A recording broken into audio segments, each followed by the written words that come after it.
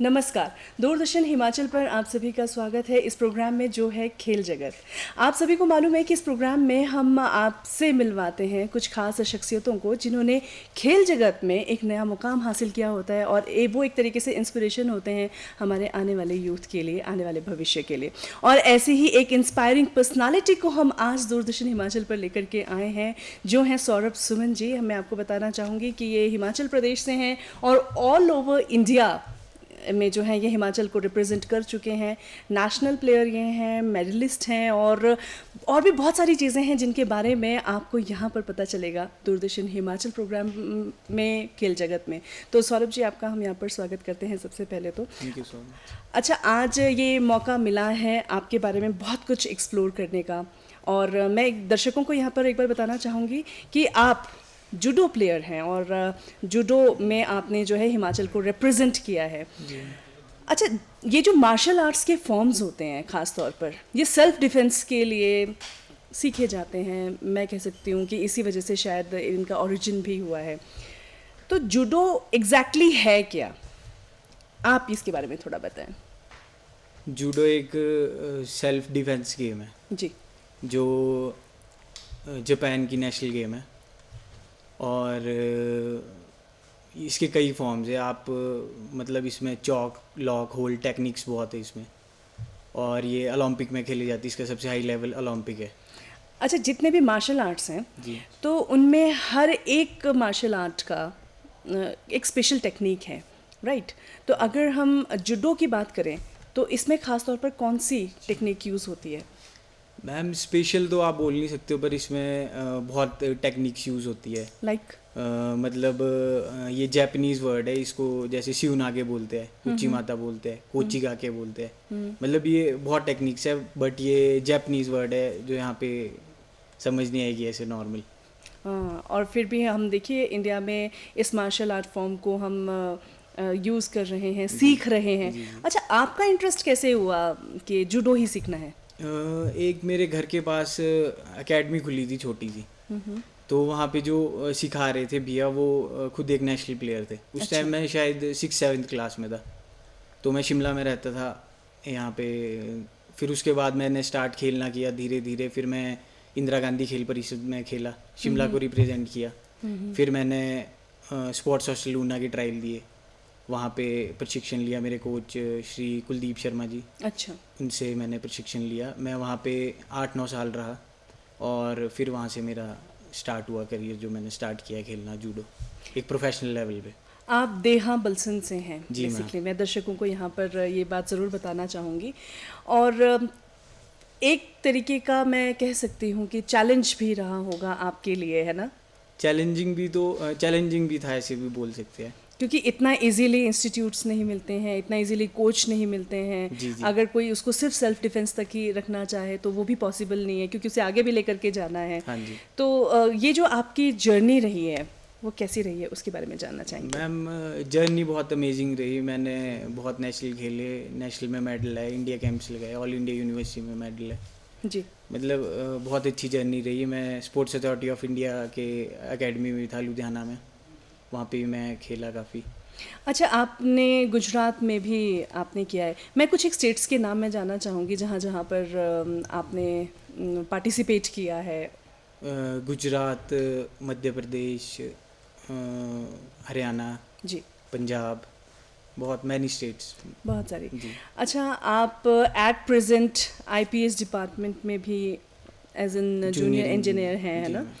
तो आप क्या अभी भी कंटिन्यू हैं अपने स्पोर्ट के साथ, गेम्स के साथ? हाँ कंटिन्यू मैम। अभी मतलब 2 साल से जब से पेंडेमिक के फिर कोई कंपटीशन नहीं हुआ हुआ, अच्छा, तो मतलब अपनी फिटनेस पे चला हुआ है ध्यान, जैसा चल रहा है वही तो fitness। ये क्या आप शौकिया तौर पर आपने इसको साइड बाय साइड कंटिन्यू किया है? शौक किया तो नहीं बोल सकते, पर मैं प्रोफेशनली खेलता हूँ मतलब। प्रोफेशनली जी खेलते मैम। हैं।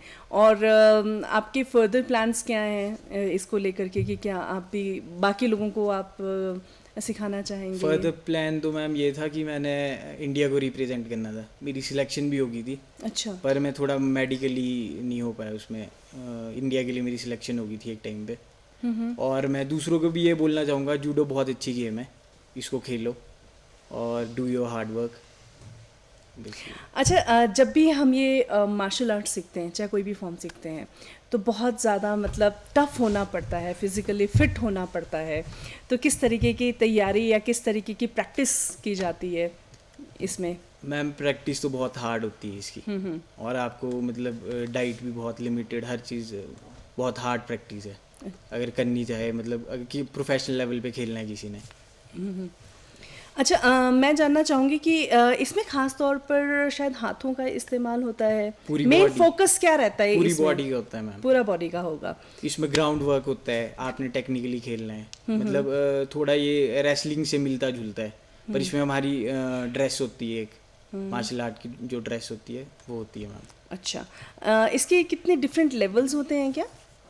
लेवल्स भी होते हैं मैम, इसमें बेल्ट होती है, डैन्स होते हैं। अच्छा, तो ये बेल्ट्स का क्या सिस्टम रहता है? ये मैम इसके आपको पहले ट्रायल्स देने पड़ते हैं, या अगर आप इंटरनेशनल प्लेयर हो तो आपको direct first Dan black belt मिलेगा। अच्छा, जी मैम। ओके। तो अगर मैं बात करूं कि जूडो के अलावा आपका इंटरेस्ट या हॉबी क्या है, तो वो क्या रहेगा? मैम फुटबॉल भी मैं अच्छा खेलता था जब हॉस्टल में थे हम, तो ओके। बास्केटबॉल सारी गेम्स खेलते थे, फुटबॉल पे ज़्यादा फोकस अच्छा, हाँ फोकस था। फोकस है। अच्छा, और इसके अलावा मैं आप और क्या क्या शौक़ रखते हैं? ये तो चलो आपने खेल से ही रिलेटेड आपने बता दिया कि जूडो है तो फुटबॉल में मेरा इंटरेस्ट है, तो क्या सिर्फ स्पोर्ट्स में ही इंटरेस्ट है कि कहीं कुछ और भी आपको पसंद नहीं है? मैम, ज़्यादातर स्पोर्ट्स में ही था, क्योंकि हम बॉयज़ हॉस्टल था वहाँ पे स्पोर्ट्स में, और मैं साई की एकेडमी थी, वही बॉयज़ की थी, तो वहाँ पे मतलब बाकी इतना कुछ था नहीं, तो हम स्पोर्ट्स की तरफ ही ज़्यादा। आपकी अगर मैं थोड़ा फैमिली हिस्ट्री के बारे में जानना चाहूँ। फैमिली हिस्ट्री मेरी, दादू मेरे टीचर थे, दादाजी, और एजुकेटेड फैमिली हमारी, एजुकेशन डिपार्टमेंट की तरफ ज़्यादा मेरे फैमिली से रिलेटेड रखते हैं। स्पोर्ट्समैन कोई था नहीं हमारी फैमिली में, तो मैं खेला। जब आपने नेशनल लेवल पर हिमाचल को रिप्रेजेंट किया, तो कैसा फील हुआ आपको, आपके पेरेंट्स को? क्या उनके रिएक्शंस रहे आसपास आपके रिलेटिव्स के? फर्स्ट टाइम मैम हम जब मैं नेशनल खेलने गया था केरला, सब जूनियर नेशनल था, अच्छा। तो सोचा था मैंने खुद, तो जैसे मतलब स्टेट में मैं बहुत अच्छा खेलता था सब जूनियर, तो मैंने सोचा था कि बहुत अच्छा खेलूंगा वहाँ पे जाके भी। ठीक है। पर जब वहाँ पे हम गए, दूसरे हरियाणा पंजाब वगैरह के साथ खेला, तो पता लगा कि बहुत कंपटीशन है, हायर कंपटीशन है वहाँ पे, इतना इजीली आपका मेडल नहीं आ सकता है, नेशनल में मेडल लाना बहुत बड़ी बात होती है। बिल्कुल। तो फिर उसके बाद जब हम वापस आए, मैं दूसरी बाउट हार गया था वहाँ पे, हरियाणा के लड़के से मैं दूसरी बाउट हार गया था, तो वापस आके फिर मैंने सोचा कि बहुत हार्ड वर्क करना पड़ेगा, बहुत इसमें लेवल जो अभी आगे बढ़ना पड़ेगा, तो फिर धीरे धीरे इसमें हार्ड वर्क किया, हमारे कोच कुलदीप शर्मा जी ने बहुत साथ दिया। तो स्टार्टिंग से ही आप अपने कोच कुलदीप शर्मा जी के साथ ही रहे हाँ हैं? जी। और कितने सालों तक, यानी मतलब कितने साल हो चुके हैं आपको एक साथ उनके रहते हुए, प्रैक्टिस करते हुए? 11-12 साल हो गए उनके साथ। उन्होंने मतलब मैं हॉस्टल में था तो एजुकेशन उन्होंने, इंजीनियरिंग वगैरह सब कुछ उन्होंने करवाई, एज अ गार्डियन वो हमारी सब कुछ वहाँ पे देखा। अरे वाह। अच्छा, आपने इतने सारी जगह पर जा कर के हिमाचल को रिप्रेजेंट किया है, हर एक जगह की कुछ ना कुछ खास यादें होंगी, जैसे एक आपने अभी हमारे साथ शेयर की है। जब भी हम कहीं जाते हैं कुछ ना कुछ सीखने को भी मिलता है, हर बार जीतना ज़रूरी नहीं है, हार से भी हम बहुत कुछ सीखते हैं, तो ऐसा कुछ खास है जो आप हमारे साथ यहाँ पर हमारे दर्शकों के साथ शेयर करना चाहेंगे? साउथ स्टेट्स बोलना चाहूँगा मैं, वो काफ़ी साफ़ सुथरी है, मतलब अच्छा एनवायरनमेंट है वहाँ पे, स्पोर्ट्स का भी काफ़ी अच्छा एनवायरनमेंट है। नॉर्थ ईस्ट हमारे मेघालय वगैरह, वहाँ पे भी काफ़ी अच्छा एनवायरनमेंट है स्पोर्ट्स को लेके, इंडिविजुअल स्पोर्ट्स जैसे बॉक्सिंग हो गया, जूडो होगी, इसको लेके काफ़ी अच्छा एनवायरनमेंट है वहाँ पे भी।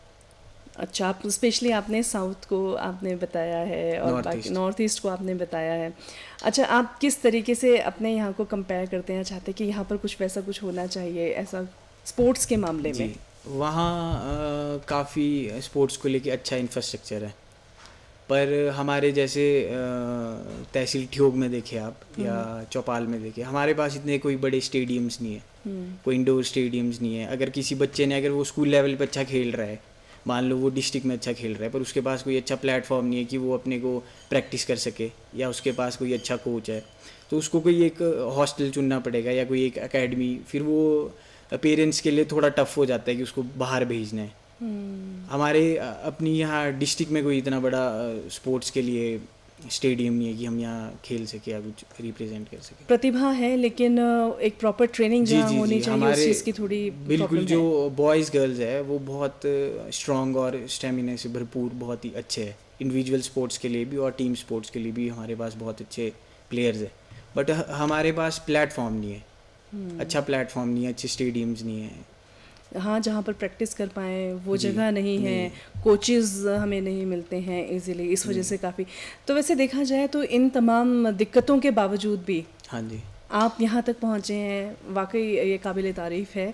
और आप एक इंस्पिरेशन भी हैं अपने लोगों के लिए जो आज आपको दूरदर्शन हिमाचल पर देख रहे हैं या फिर जो आपको पर्सनली जानते हैं, जी। तो उनके लिए आप इंस्पिरेशन है, आपसे सीखने को काफ़ी मिलेगा। क्योंकि जब कोई एक सितारा एक जगह से निकलता है तो उसके बाद बाकी लोगों के लिए रास्ते खुद ब खुद बन जाया करते हैं। जी अच्छा, मैं अगर आपसे जानना चाहूँ कि जूडो के बारे में, स्पोर्ट के बारे में, कि कौन कौन से रूल्स हैं इसके बारे में, तो बताएं।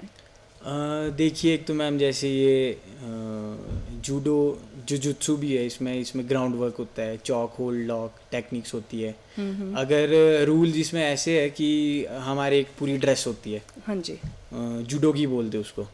अगर वो मतलब लोअर में हाथ लगाया तो डिस्क्वालीफाई हो जाता है, पहली वार्निंग मिलती है, दूसरी डिस्क्वालीफाई होते हैं। ठीक है। आप इसमें पंचेज नहीं कर सकते हो, किक नहीं कर सकते हो, ओनली टेक्निक्स होती है इसमें।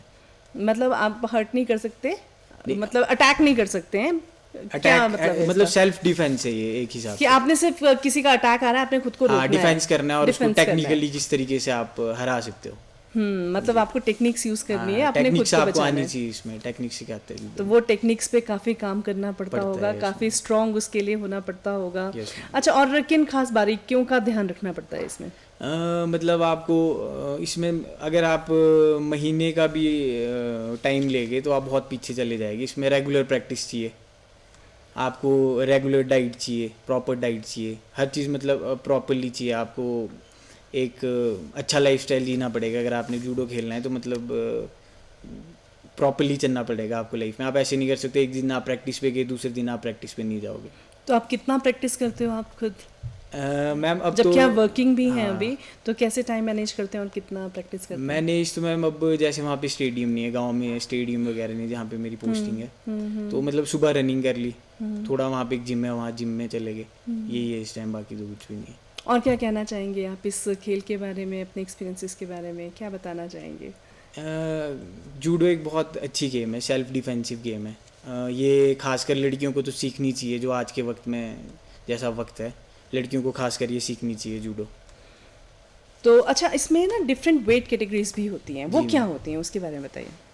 मैम डिफरेंट वेट कैटेगरीज इसमें स्टार्टिंग होती है 55 kg 50 से, फिर अच्छा। 60 kg आएगा, फिर 73 kg आता है, 66 kg आता है, मतलब +100 तक इसमें वेट होते हैं। आप एक वेट के साथ एक वेट लड़ता है, मतलब 60 के साथ 60 की फाइट होगी। अच्छा, गर्ल्स का क्या रहता है इसमें? गर्ल्स का भी इसमें 52 से स्टार्ट, मतलब 52 वेट होता है, 43 वेट होता है, इस तरीके से वेट है इसमें, अलग अलग वेट कैटेगरीज है। तो अगर मैं हिमाचल की बात करूं और आपने इतने सारे स्टेट्स और भी घूमे हैं, तो स्पोर्ट्स में जैसे देखा जाए तो पेरेंट्स का सपोर्ट कितना ज़रूरी मानते हैं आप? बहुत ज़रूरी, पेरेंट्स का सपोर्ट्स बहुत ज़रूरी है। हमारे पेरेंट्स ने, मेरी मदर और फादर ने, मेरी मदर ने खासकर मुझे बहुत सपोर्ट किया। मैं अगर हार के भी आया, मान लो कोई नेशनल से या स्टेट से, नेशनल से हार के आया तो मेरा मतलब बहुत मैं डाउन हुआ होता था, तो मेरी मदर मेरे को बहुत मोटिवेट करती थी। उनका बहुत ही मेरे पीछे योगदान है जिन्होंने मेरे को सपोर्ट किया। अच्छा, जैसे मैक्सिमम प्रेशर होता है बच्चों पर कि आप स्पोर्ट्स पे ज़्यादा ध्यान देते हो, प्रैक्टिस करते हो, आपकी पढ़ाई पीछे छूट जाती है। जी। आपके साथ तो नहीं ऐसा कभी हुआ? मैम पढ़ाई भी छूट जाती है। जैसे मेरे एग्ज़ाम थे इंजीनियरिंग कॉलेज में जब मैं था, तो मैंने कुछ 2-3 एग्ज़ाम छोड़ दिए थे। मेरे फादर ने बोला कि तुम खेलने चले जाओ, तो मैं गुजरात गया था खेलने और उस टाइम मेरा नेशनल मेडल आया था। यू आर क्वाइट लकी कि फादर ने कहा Yes, कि तुम ma'am, खेलने sorry. चले जाओ। अदरवाइज मैक्सिमम जगहों पर ये होता है कि नहीं, अभी आपने स्पोर्ट्स पर नहीं, अभी आपने पढ़ाई पर ध्यान देना है, अदरवाइज ये आपका छूट जाएगा। तो स्पोर्ट्स में जाने के लिए जो है मैक्सिमम पेरेंट्स की ज़रूरत है, राइट? जी। अच्छा, इसके अलावा हमें और कुछ बताइए, आप जब गुजरात गए वहाँ का एक्सपीरियंस कैसा रहा आपका? मैम वहाँ का एक्सपीरियंस बहुत अच्छा था। मैं एक तो 60 वेट कैटेगरी में खेलता था पहले, अच्छा। फिर मैंने अपना वेट उसमें लूज़ किया, 55 में खेला मैं वहाँ पे। तो मेरे साथ एक वहाँ पे हादसा हो गया था कि दिल्ली वाले के साथ मेरी फ़ाइट थी, सेमीफाइनल बाउट थी। अच्छा। तो उसने मुझे चौक लगा दिया था, बट मैंने टैप नहीं किया था। तो फिर उसके बाद दोबारा फाइट हुई और मैंने उसको हरा दिया था। वैसे ही दिल्ली के साथ फाइट थी। अच्छा, अगर मैं डिफरेंट टर्म्स की बात करूं, जैसे आप ये चौक बाउट ये सब बता रहे हैं, तो इन जनरल जो इस वक्त आपको टेलीविज़न पर देख रहे हैं, अब जैसे मुझे थोड़ा समझ में नहीं आया, उन्हें भी समझ नहीं है, तो आप थोड़ा सा क्या एक्सप्लेन करेंगे इन टर्म्स को? जो बाउट होती है, मतलब बाउट फाइट होती है। अच्छा। जैसे एक फाइट हो रही है वो बाउट है, और चौक मतलब आप किसी का गला चौक कर रहे हो, मतलब आपने सांस रोक दी, उसमें बेहोश हो जाता है इंसान, वो चौकिंग होती है। और टेक्निक्स होती है जिसमें आप लोगों को उठा के पटकते हो। अच्छा। वो टेक्निक्स है। तो आपका कौन से वाला पार्ट सबसे बेटर है? मेरा मैम टेक्निक बहुत बेटर थी। मेरी फेवरेट टेक्निक उच्ची माता थी। अच्छा। वो लेग टेक्निक थी, वो मेरी फेवरेट। इसमें और जैसे एक हैंड टेक्निक होती है, जी मैम। लेग टेक्निक होती है, और चॉकिंग एंड होल्डिंग होता है। होल्डिंग होता है। हाँ जी। तो और जिसको मतलब कौन से वाली टेक्निक इसमें सबसे ज़्यादा पावरफुल है, मतलब क्योंकि आप प्रैक्टिकली उसे करते जी, हो जी, ना, और हमने सुना है या पढ़ा ही है सिर्फ, लेकिन जब आप प्रैक्टिकली उसको परफॉर्म करते हैं तो आपको क्या लगता है कि कौन सी टेक्निक्स इतनी इंपॉर्टेंट है जिससे आप हारती हुई बाजी भी आप जीत सकते हैं? हर एक इंडिविजुअल पर्सन का एक इंडिविजुअल टेक्निक होती है मैम। जैसे कोई जो बड़ा वेट होता है 100 केजी वालों का, तो उसमें हराई गोशी ज़्यादातर वो प्लेयर्स लेते हैं, वो बड़ा वेट होता है। जो छोटे वेट होते हैं उसमें ऊंची माता वगैरह लेते हैं या शिवन आगे लेते हैं। इस तरीके की टेक्निक्स होती है। अच्छा, स्टार्टिंग कैसे होती है जब भी कोई आप गेम खेलने जा रहे हैं, कहीं पर किसी कंपटीशन में जा रहे हैं फर्ज कीजिए, तो उसमें स्टार्टिंग किस तरीके से रहती है? जैसे हमने मतलब पहले हमारा डिस्ट्रिक्ट होगा, फिर उससे सिलेक्शन स्टेट के लिए होगी, फिर स्टेट से आपको जीतना पड़ेगा, फिर वो नेशनल के लिए सिलेक्शन होगी। आप फर्ज कीजिए आप नेशनल्स में गए हैं आप खेलने के लिए, तो कितने प्लेयर्स एक साथ आते हैं compete करने के लिए नेशनल्स में? ऑल ओवर इंडिया से सारे प्लेयर्स, मतलब अराउंड 800 के आसपास, अलग अलग वेट कैटेगरीज में 1000 के आसपास प्लेयर्स आते हैं खेलने के लिए। आपने 2 सिल्वर मेडल्स भी जीते हैं, जी मैम। उसके बारे में थोड़ा बताइए। एक मैम मेरा बेंगलोर में मेडल आया था, वो पाइका नेशनल होती थी, वो जूनियर नेशनल के टाइप की होती है, उसमें मेरा आया था। मैं फाइनल बाउट केरला के लड़के से हार गया था। बाकी मैंने सारे स्टेट के लड़के हरा दिए थे। और एक मेरा गुजरात में मेडल आया था, वहाँ पे मैं फाइनल फाइट हरियाणा के लड़के से हारा था, बाकी स्टेट के लड़के हरा दिए। तो देखिए, यहाँ से हमें ये समझ में आता है, या हमने जो सुना भी है, पढ़ा भी है कई जगह पर, कि जब भी आप खेलते हैं तो जीतना ज़रूरी नहीं होता, हार के भी आप बहुत कुछ सीखा करते हैं। सबसे ज़्यादा ज़रूरी ये है कि आपने हार नहीं माननी है। जी। आपका मूल मंत्र क्या रहेगा सक्सेसफुल होने के लिए? डू हार्ड वर्क, और आपको सक्सेस मिलेगी मिलेगी। अच्छा, अगर मैं आपकी पसंदीदा डिशेस की तरफ आऊँ, तो आपको क्या सबसे ज़्यादा पसंद है खाने में? मैम कुछ भी जो मॉम बना दे। हमारी वैसे लोकल डिशेस, एक तो राजमा, वो बहुत फेमस है, जो पहाड़ी अपर शिमला एरिया, और सिड्डू घी। सिड्डू के बिना तो खैर बात ही नहीं बनती है। अच्छा, अब जैसे आप प्रैक्टिस करना पड़ता है, स्ट्रिक्ट आपको डाइट प्लान भी फॉलो करना पड़ता है, तो किस तरीके से आप अपने डाइट को मैनेज करते हो? जैसे मैंने वेट लूज़ करना है तो मेरे को जो कार्ब्स है वो बिल्कुल ही हटा देना है, और मेरे को प्रैक्टिस थोड़ी हाई करनी पड़ेगी, टाइम पीरियड थोड़ा हाई करना पड़ेगा। तो अगर मैंने वेट गेन करना है और मैंने बड़े वेट में खेलना है, तो मैं आराम से जितना है उतना खाए और प्रैक्टिस कीजिए। तो आपके लिए, आपको क्या लगता है कि ईजीएस्ट टास्क कौन सा रहता है, हैवी वेट पे खेलना कि कम में? मैम मेरा तो स्टार्टिंग से प्रेफर ये था कि मैं लाइट वेट में खेलूँ। मैं 55, 60 और 66 में खेलता था स्टार्टिंग से। अच्छा, ये लाइट वेट कैटेगरी है। हाँ जी। अच्छा, अब मैं सोच रही हूँ कि ऐसा क्या है जो मैं यहाँ पर आपसे पूछ सकती हूँ, और आपके एक्सपीरियंसेस से हमारे बाकी जो दर्शक इस वक्त आपको देख रहे हैं उन्हें सीखने को मिले। बेंगलोर का आपका जो एक्सपीरियंस है उसको थोड़ा सा इलैबोरेट करके आप प्लीज़ बताएं। बेंगलोर का मैम, मैं पहली साल ही था जब मतलब मैं हॉस्टल गया था, और पहली साल में बहुत टफ होता है कि आपका नेशनल में मेडल आए। मैंने स्टार्ट किया था जब मैं 6th क्लास में था, तो मैं डिस्ट्रिक्ट खेला था पहले, सबसे पहले उसमें मैं हार गया था, पर मैंने वो लड़के को याद रखा जिसने मुझको हराया था। फिर मैं स्टेट खेला, उसमें जिस लड़के ने मेरे को हराया था मैंने उसको भी याद रखा, उसका नेम आपने याद लड़के को याद रखा कि उनकी वो टेक्निक को याद रखा जिसकी वजह से आप हारे थे? नहीं, वो टेक्निक तो मतलब मैंने याद इतनी नहीं रखी, पर मैंने बहुत वहाँ पे मेहनत की अपने हॉस्टल में। उसके बाद मैंने वो लड़के जो डिस्ट्रिक्ट वाला था उसको भी 2-3 बार ही हराया, फिर स्टेट वाला था उसको भी 2-3 बार ही हराया। फिर जब मेरी बेंगलोर के लिए सिलेक्शन हुई तो वो पहली साल था, जब मतलब मेरा दूसरा नेशनल था वो पहली साल में। वहाँ पे मेरे साथ काफ़ी पूरे हिमाचल के और भी बच्चे थे, हरियाणा, पंजाब, बहुत स्टेट्स थी वहाँ पे। तो मैं पहली फ़ाइट केरला के पहली फ़ाइट थी जो मेरी, वो कर्नाटक के लड़के के साथ थी, उससे जीत गया था। फिर हरियाणा, पंजाब की, फिर लास्ट फाइट में मुझे होल्ड एक मैं बता रहा था आपको, वो लगा और उसकी वजह से हार गया था केरला के लड़के से। अच्छा, आपने बताया था कि आप 8th स्टैंडर्ड में थे जब आपने जूडो प्रैक्टिस स्टार्ट किया है ना? जब मैं हॉस्टल गया, जब आप हॉस्टल गए तो जी। 8th स्टैंडर्ड में 8th गए, स्टैंडर्ड। स्कूल लेवल पर जी, गए हैं जी। ना? तो जब आप जूडो सीखना आपने स्टार्ट किया तो क्या कभी ऐसा होता था कि क्लास में बाकी जो होते हैं कुछ आपके कॉम्पिटिटर्स वो आपसे डरते थे? कि आपका क्या स्कूल में क्या इंप्रेशन रहता मतलब था जब मैं जब सीखना शुरू किया? यहाँ पे जब शिमला में पढ़ता था स्कूल में, तो यहाँ पे मैं मतलब उस टाइम इतना जूडो प्रोफेशनली नहीं खेलता था। जब मैं ऊना गया फिर वहाँ प्रोफेशनली खेला, उसके बाद से फिर लड़के बोलते थे कि इसको जूडो खेलना आता है, मतलब तो दूर डरते रहो। थे क्या? आपका मतलब टेरर ऐसे ही, था? हाँ, नॉर्मली डरना तो क्या, मतलब हम ज़्यादा, मैं ऐसे कोई गुस्से वाला इंसान नहीं। अच्छा देखिए, जब जूडो आपने सीखा, एक तरीके से सेल्फ डिफेंस टेक्निक आपने जब सीखे हैं, तो उसके बाद किस तरीके का बदलाव, या मैं कहूँ कि कॉन्फिडेंस लेवल की अगर जहाँ तक बात है, कितना वो हाई हुआ Yes, या ma'am. क्या हुआ, उसके बारे में थोड़ा बताएं। जब मैं स्कूल में था तो स्पोर्ट्स में खेलता था, मतलब जूडो एक प्रोफेशनल स्पोर्ट्स नहीं था। मैंने सोचा क्रिकेट, कोई भी और स्पोर्ट्स खेलते थे हम जैसे। तो जब मैंने एक प्रोफेशनल स्पोर्ट्स चूज़ किया, उसके बाद से मतलब मेरी लाइफ में बहुत चेंजेस आए। आप एक तो आपका एटीट्यूड बहुत चेंज हो जाता है, और डर, वो भी डर पर खत्म आप कह सकते हो विजय पा लेते पा हो, लेते हैं जी, खत्म हो जाता है, खत्म हो जाता है, आपका कॉन्फिडेंस लेवल भी बहुत बढ़ हाई हो जाता है। जी। खैर, आखिर में हम आखिरी पड़ाव पर पहुंच चुके हैं सुमन जी, और मैं इतना ही कहना चाहूँगी, आपसे बात करके हमें बहुत अच्छा लगा और आपने अपने एक्सपीरियंसेस हमारे साथ शेयर किए। दर्शकों से सिर्फ यही कहना चाहेंगे कि किसी भी आर्ट फॉर्म को, या मैं कहूँ मार्शल आर्ट को, आप सिर्फ खेल ही ना समझें। एक सबसे बड़ी बात है, ये आपकी पर्सनालिटी को ओवरऑल चेंज कर देता है, और अगर आपको किसी बात का डर है ना, तो उस डर को दूर भगाने के लिए इस तरीके के फॉर्म्स आपको ज़रूर सीखने चाहिए। फिलहाल आज खेल जगत में इतना ही। अब आप हमें दें इजाज़त, लेकिन देखते रहें दूरदर्शन हिमाचल। नमस्कार।